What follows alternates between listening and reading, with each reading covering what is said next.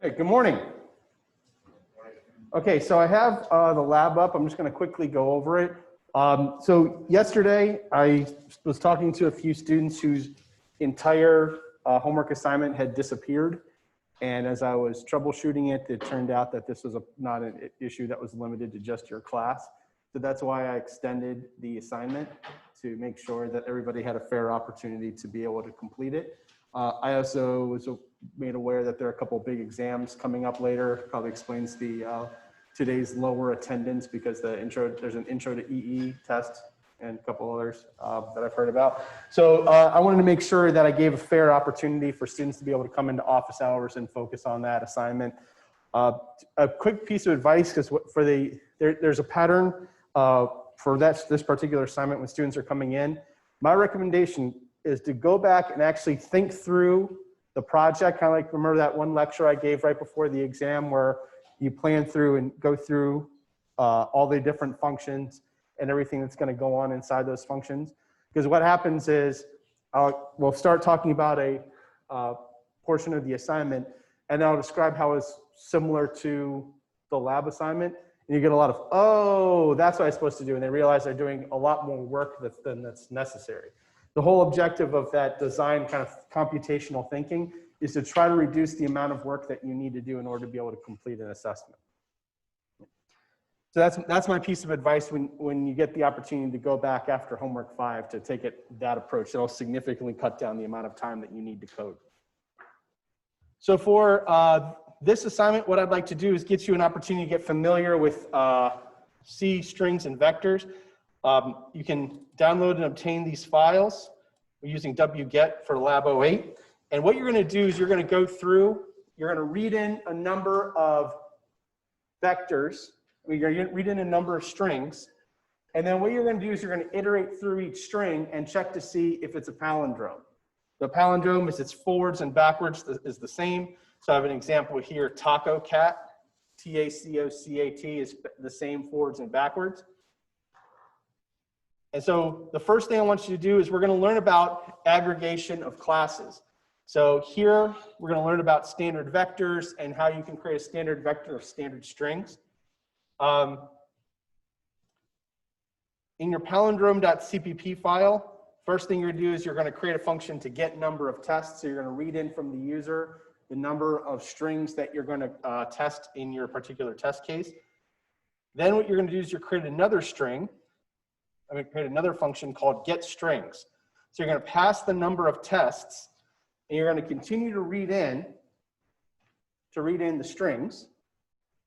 And what's going to happen is you're going to put them onto the standard vector. Now, what I have highlighted here, does anybody remember the term for this when we put this into a function that I taught you earlier this week? This isn't pass by reference, as a different term for it with the ampersand. Call by reference, absolutely right. And what is the objective of C++ putting in call by reference? What's their goal?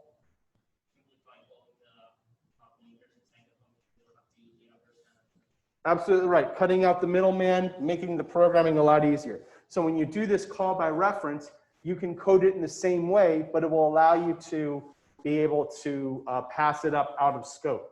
So the objective is to give you all the benefits of pass by reference and pointers, and it's actually doing that underneath the hood. You just want to make, this allows it to be easier for you to actually program. So you'll read in the strings from the user. Then you're going to create a function to see if it's a palindrome. You'll create a string to store a reverse string. So what you're going to do is you're going to create a string. You're going to read through each character. And then you're going to put in the string, that character, into the reverse string. And I'll give you an example. So in C++, instead of having to allocate all this memory and then do it step by step, you can actually use what are known as operators. So we're going to go over operators in a lot more detail. But here, so we've actually encountered one type of operator. You have standard out, standard C out, and standard C in. Here, what you can do is you can say reverse string, right? So reverse string is the previous string. And what will happen here in this code is, let's say that I've gone through TACO, right? Let me move this over here so it's visible. TACO. And if you've reversed the string, you'll have OCAT, right? So what we want to do is we want to put the next one at the front of the reverse string. So when we do the next one, TACO, we're going to have C here. That would be the original word. And where I want this to end up would be here. Does that make sense? So we can use an operator to put these together. I can say string test.atIter plus the original reverse string is going to be equal to the new reverse string, and this will give me COCAT. Does everybody see that? And that's a much simpler way of allocating the memory and then putting in a new string. So what this is doing is saying, all right, I originally have an array of 4 characters.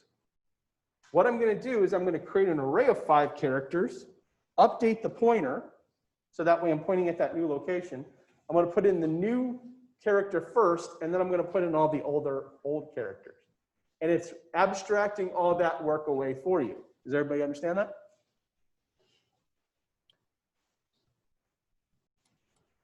So from there, once you have the string test, you can actually compare them. And again, C++, as it's an object-oriented paradigm, it's actually going to go through and compare each character for you when it does that. Does everybody see that? So this line of code that I have highlighted, string test, equals reverse string. If they're both equal in length and all their characters are the same, it will return true. So then I call that bool test palindrome. And now testing all the strings in a vector, basically what you're doing is you're taking a standard vector that's templated to standard string. So we have a vector, and all of the original strings will be on that vector. And I'm calling by reference. So earlier in the semester, when I alluded to the fact that we're going to get these types that are bigger and bigger and bigger, and that this pass by reference and understanding how pointers work is going to significantly improve the efficiency of your program. If I got rid of that character, so I have the ampersand highlighted. If I got rid of that character, I would actually be making a copy of all of the strings and all of the data elements, what we would call a data structure, that's required to keep that vector of strings together. But instead, all we're doing is we're passing a pointer. So we've significantly reduced the amount of memory that we are using in our program with just one character. Does everybody see that? So now we're treating it as an object, but we're still being efficient with our information. So in test strings, that's where you want to iterate through all of the original strings that you read in, and each time you want to call test palindrome from there. So I have let me zoom out just a little bit so you have the whole thing. So I make lab 08, I compile everything, palindrome, and .cpp and lab8.cpp. And in my first test, I do 3 strings of taco cat. Because it's ASCII and it's testing that way, you'll see that the second case, I've made an uppercase T. So let me zoom in here so you can see the test. First, it asks me for the number of strings that I'm testing. I say 3. And then it says input string 1, taco cat, input string 2, taco cat, input string 3, and then I put uppercase T at the beginning and end. Does everybody see that? So as a result, it will say taco cat is a palindrome. Taco cat in the middle is not a palindrome, because now what it's doing is it's comparing each character, and lowercase t is different than uppercase T in ASCII, so it should say false. And then the string taco cat is a palindrome because both uppercase T and lowercase t will give the reversal in ASCII. And then I run it again. It asks me how many, the number of strings you'll be testing. 4. A, ABA, ABCBA, and then I have a bunch of A's with D at the end. And it correctly determines that the first 3 are a palindrome and that the 4th one is not. All right, does anybody have any questions before I let you all get to this lab? Yes. Can you go back to the test strings? Uh-huh.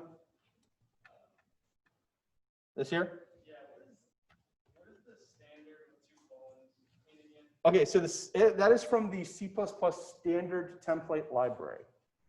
And in industry, this is the appropriate way to go about it. How many of you have ever coded in C++? Okay, so we have 2. This is what's done. It fills in when you put in that using namespace std. However, there's some significant problems with doing that. And I'm going to show you some examples later in the semester. So what we're doing here is we're going to put standard : : and what that does is it automatically prompts the C++ compiler to say, go to the vector library. And you'll see in the code that, so first of all, let me go up here, right? So this is in lab08.cpp. Actually, I might have put it in palindrome.h. Oh, no, I just left it blank.